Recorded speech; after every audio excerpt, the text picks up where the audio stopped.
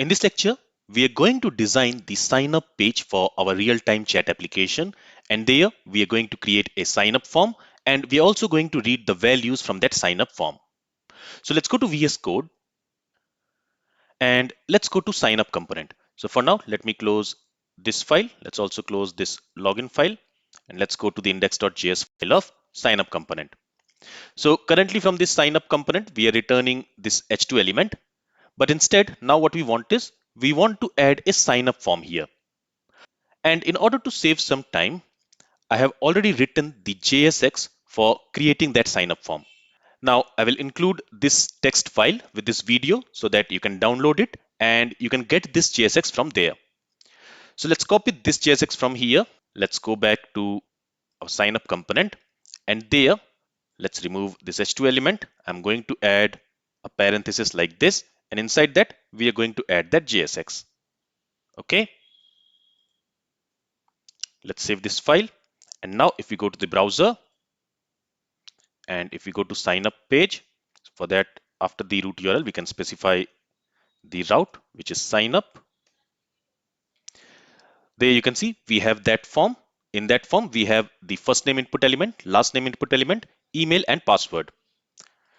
So let me quickly show you what we have added in this form. So basically we have some container divs. Inside that container div we have a div called card, and inside that first we are adding an h2 element, and after that we are adding 4 input elements. This input element is for the first name, this input element is for the last name, this one is for email, and this one is for password. And we are also adding some CSS classes. And when you want to add CSS class in React, in JSX, you use class name attribute, not class attribute. So here I'm using this class name attribute and I'm trying to add some CSS classes here. Now, where do we have these CSS classes? So again, in order to save some time, in the same notepad, I have also written some CSS. Let me go ahead and let me copy this CSS from here. So let's copy it from here. Let's again go back to VS Code, and there let's go to index.css file. And in this index.css file, we already have some CSS, but I'm going to remove it. And there I'm going to paste the CSS which we have just copied. So if I scroll to the top, first of all, what we are doing is we are adding some import statements, and we are importing a Google font. So we are importing this font family from the Google font called Poppins. And we are also importing font awesome, because in the UI we are also going to add some font awesome icons. So for that I'm already importing this. Okay, and let's remove this from here. Let's save the changes. So we have added the CSS. Now you can go through this CSS if you want to know what style I have added for each class. And we are using these CSS classes in this sign up form. Okay, now if we save the changes and if we go to the browser, all right, here we have an error, because what we are doing is we are trying to use an image called quick chat app background.jpg, but this image we don't have in our project folder. So in the public folder, I'm going to add a new folder. I'll call it as images, and inside this images folder we are going to add an image. And for the image, I have already downloaded an image. So if I go to this documents folder, there we have this image quick chat app background. So let me drag it from here, and here in the images folder I'm going to drop it. So that image has been added here. Now let's go to index.css. So now what we need to do is, from the current folder we need to go to public folder. In the public folder we have the images folder, and in the images folder we have this quick chat app background jpg file. Let's save the changes now. Let's go to the browser, and this is how the sign up page will look like. Okay, now I will also share the background image here as a resource for this video. So our sign up form is ready. Now what we want is whenever a user enters some value in this sign up form, for example, let's say John Smith as the first name and last name. Let's say email is johnsmith@gmail.com, and let's specify some password. So what we want is when this sign up form is clicked, we want to read all these values from these input fields, and from these values, we want to create a user object. So let's first see how we can read these values. For that, let's go to our sign up component. Let me close this index.css file and also this JPG file. And in our sign up component, before this function, I'm going to create a variable. So I'm going to call this variable user, and we are also going to create a state updating function. So basically here we are going to create a state. We are calling that state user, and to update that state, we are going to create a function and we are going to call it as set user. Okay, this set user, it is going to be assigned with a function. Now, in order to create the state from the React library, so we are going to import this React from this React library, and on that we are going to call a method use state. And using this use state, we are going to create a state. We are calling that state user, and in order to update that state, we are creating this function set users. Now here to this use state, we also need to pass an initial value for this user state. So this is going to be an object, because in this users variable, we are going to store an object, a user object. In that object, we are going to have a first name, which I am setting it with empty string. So initially the first name will be empty. Then we are also going to have a last name property here, which is also going to be empty.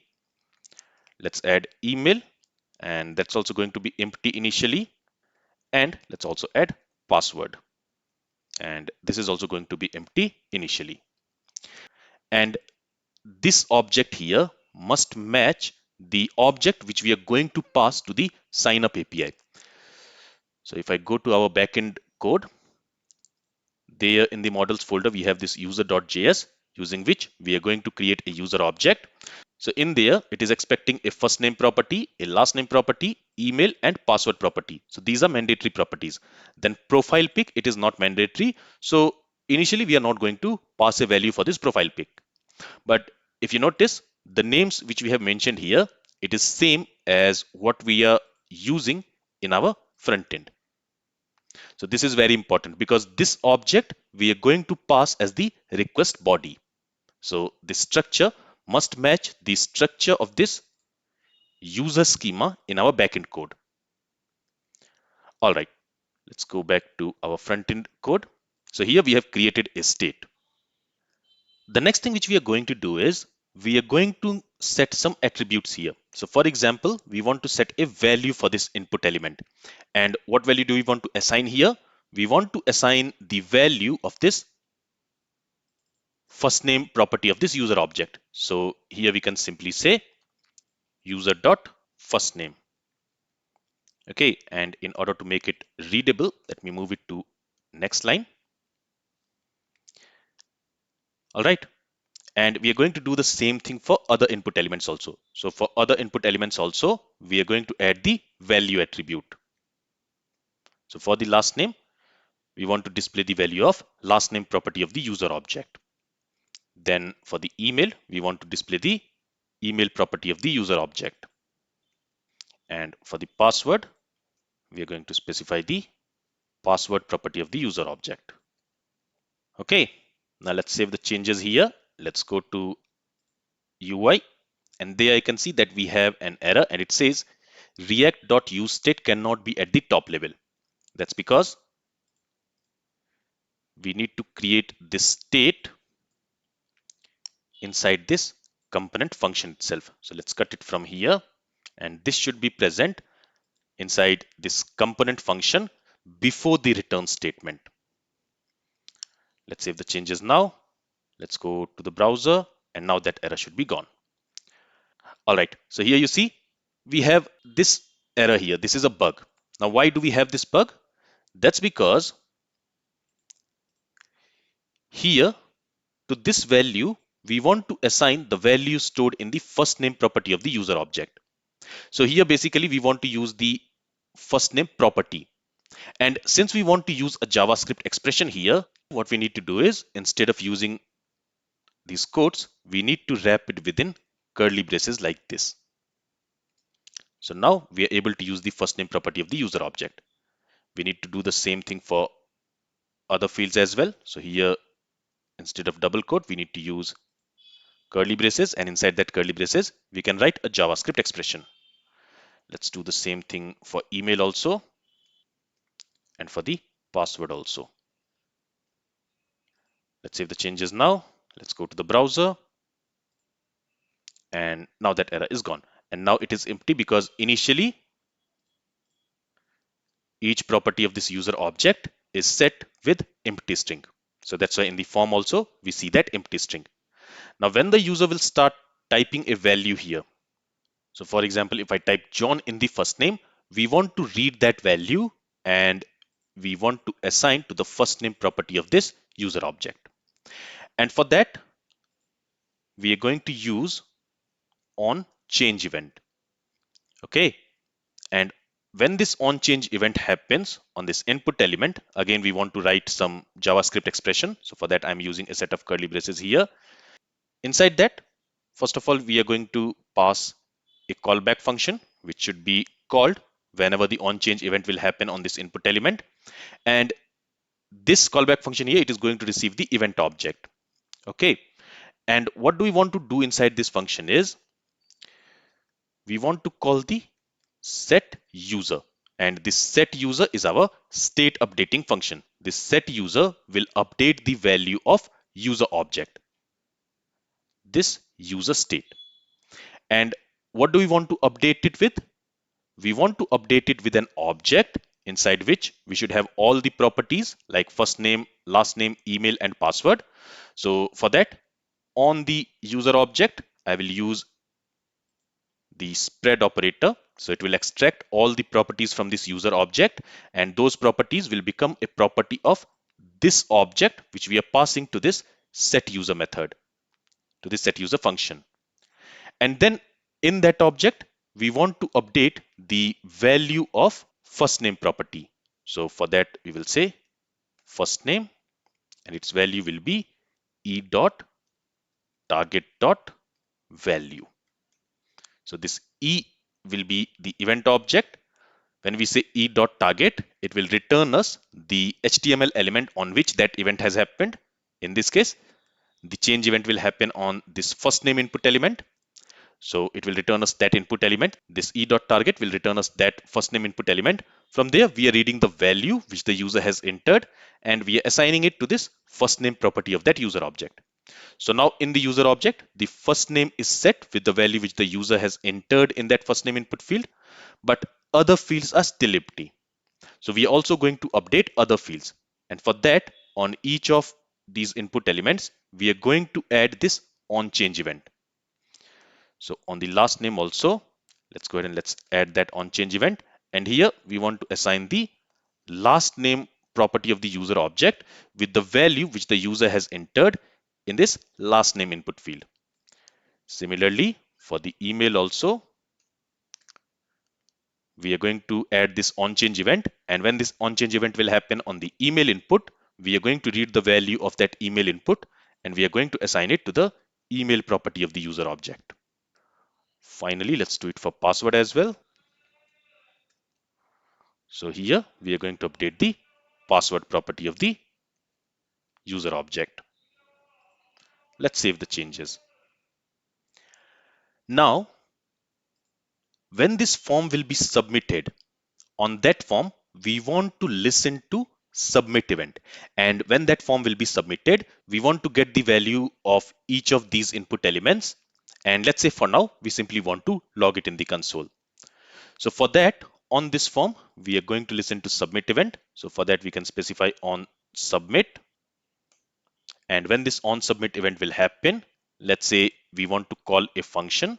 Let's call it on submit or on form submit. Okay, so we are going to call this function, and let's go ahead and let's create this function now. So here, after this state, let's also create a function, and we are going to call it onFormSubmit. And this function here, it is also going to receive the event object which has happened. So when a submit event will happen on the form, this function here is going to receive that event. So let's simply call it as event. You can also call it as E. And the first thing which we are going to do is we are going to prevent the default value. So remember that whenever a button inside a form is submitted, a submit event happens. And when the submit event happens, it reloads the page.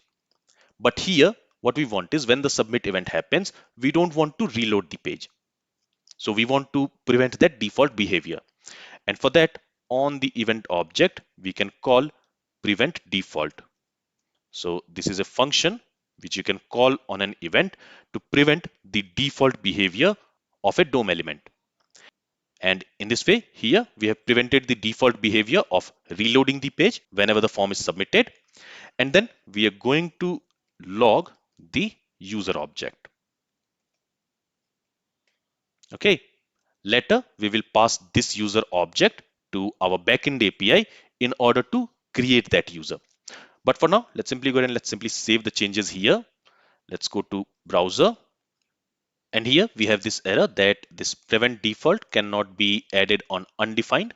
And we are receiving this undefined for this event object. That's because here we don't need to call the function. We simply need to assign that function to this onSubmit. Let's save the changes now. Let's go back. And now that error is gone. So now let me go ahead and let me enter some values. So let's say John Smith at gmail.com, and let's enter some password. And let me also open the developer console, and let's click on this sign up button. And you'll see that when we have clicked on the sign up button, an object has been logged here. And in that object, we have first name, last name, email, and password property with the values which we have entered in these input fields. So basically here, when the submit button is clicked, it is calling this onFormSubmit function. And when this onFormSubmit function is called, it is using that user object. This user object, the properties of this user object is assigned with the values which we have entered in the input field. So in this way, we have our user object which we want to create in the database. So for creating that user, we need to call the API, the create user API, which we created in our backend code. And that we will do in our coming lectures.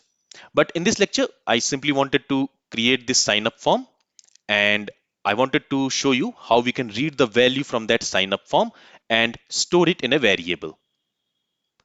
This is all from this lecture. In the next lecture, let's also go ahead and let's implement the login page for our real-time chat application.